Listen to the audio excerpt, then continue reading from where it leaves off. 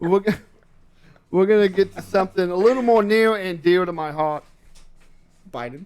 No, the Afghan pullout. They're actually pulling out.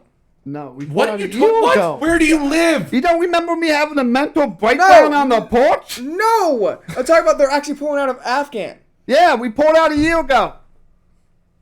It was the anniversary. Oh my God, you're dumb. Anyways, listen, Brandon. Listen. Now, we were in Afghanistan a very long time. You leave me out of this. I'm done. And we were in Afghanistan a very long time. I know that we needed to leave. I know it. But we didn't have a fucking plan, and people got hurt. They had no kind of plan. None at all. They just said, hey, we went out by this date, August 20th last year, and that's what we're going to do, or 21st. And, yeah, it was a clusterfuck. Taliban took over the whole country again. Now, if we would have pulled out in a way to where we had some semblance of a plan, like, all right, we're going to pull out the civilian contractors first. Wait, didn't they steal a bunch of military Yes, they hardware? did. Oh, okay. We're going to pull out the civilian contractors first. Then we're going to pull out the civilian collaborators next. Then we're going to pull out some equipment and soldiers, leaving a token force there to secure until everything is pulled out, and then we leave the country to the Afghan National Army. We fought your battles for 20 years. Y'all can handle it now. And if they didn't handle it, they didn't handle it. Me and my brothers and sisters over there, we fought to give them the ability to have a chance. If they fucked it up, they fucked it up. But pulling out the way they did, all the civilian contractors over there that got trapped, they're dead.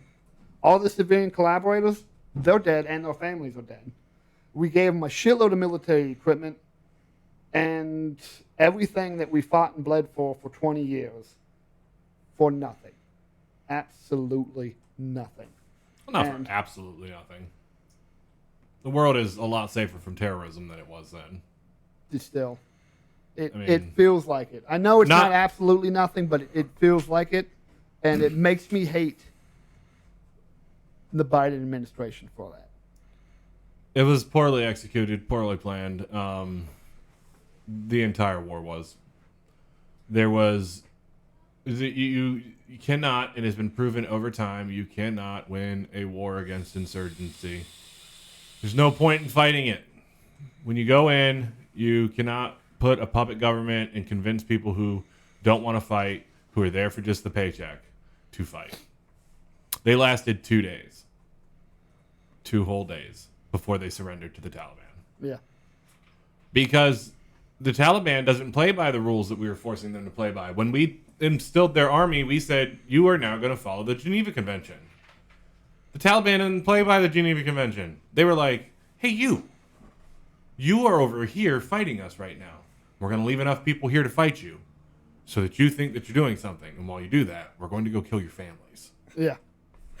And so they said, no. No, we don't think we're going to do that. No. Which I get. It's in the Geneva Convention. Yeah, well, the Taliban says fuck the Geneva Convention. It's a classic. It's an 87 Honda. But goddamn, dude, that broke me for a good 3 days. Like it was bad. It was a bad 3 days for me.